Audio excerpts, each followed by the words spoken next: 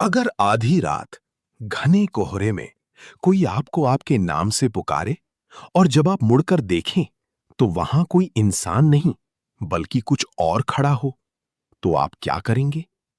आज की ये कहानी एक सच्ची घटना पर आधारित है जिसने एक इंसान को भूत प्रेत पर विश्वास करने पर मजबूर कर दिया।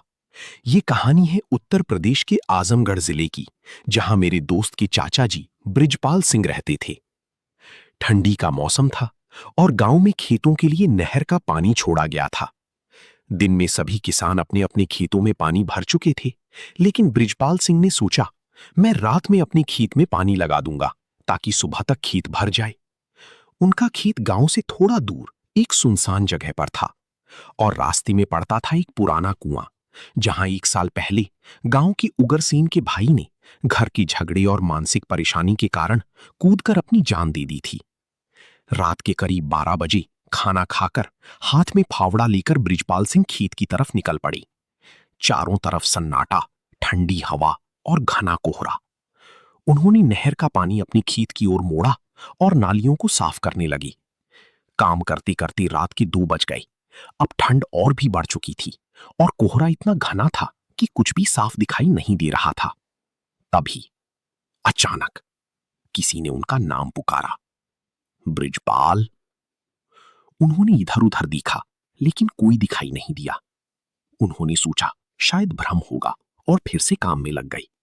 लेकिन कुछ ही देर बाद फिर वही आवाज आई, बृजपाल, इधर आओ। इस बार आवाज जानी पहचानी लगी। उन्हें लगा शायद पंडित जी अपने खेत में होंगे। वो उस आवाज की तरफ बढ़ने लगी। जैसे ही वो कुएं के पास पहुंची, उन्होंने देखा कोहरे के बीच एक लंबा चौड़ा काला साया खड़ा था। उन्होंने कहा, पंडित जी, आपने बुलाया? लेकिन जैसे ही वो थोड़ा और करीब गई, उनकी रूह कांप गई। वो पंडित जी नहीं थे। वो वही आदमी था जिसने 1 साल पहले उस कुएं में कूदकर जान दे दी थी। वो साया धीरे धीरे उनकी तरफ बढ़ने लगा और बोला, बृजपाल, पहचाना नहीं? मैं उगरसेन। ये सुनते ही बृजपाल सिंह के शरीर में सिहरन दौड़ गई। ठंडी रात में भी उनके पसीने छूट गए। दिल जोर जोर से धड़कने लगा। वो वहीं जड़ हो गए। फिर अचानक उन्होंने हिम्मत जुटाई और अपने कुल देवता और भगवान का नाम लेते हुए पूरी ताकत से भागने लगे। भागते भागते कई बार गिरे, चोट लगी, लेकिन वो रुके नहीं। तब तक नहीं जब तक वो गांव के हनुमान मंदिर तक नहीं पहुंच गए।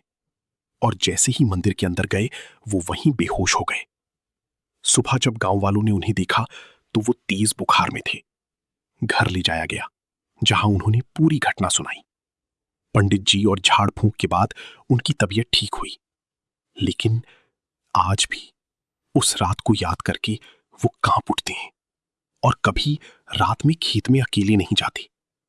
गांव वाले कहते हैं, अगर उस रात वो भागी नहीं होती तो शायद वो साया उन्हें अपने साथ ले जाता। अब आप बताइए, अगर आप उस जगह होती और कोई आपका नाम लेकर बुलाता, क्या आप मुड़कर देखती या भाग जाती? कमेंट में जरूर बताना। और ऐसी ही सच्ची डरावनी कहानियों के लिए चैनल को सब्सक्राइब करना मत भूलिए। भूत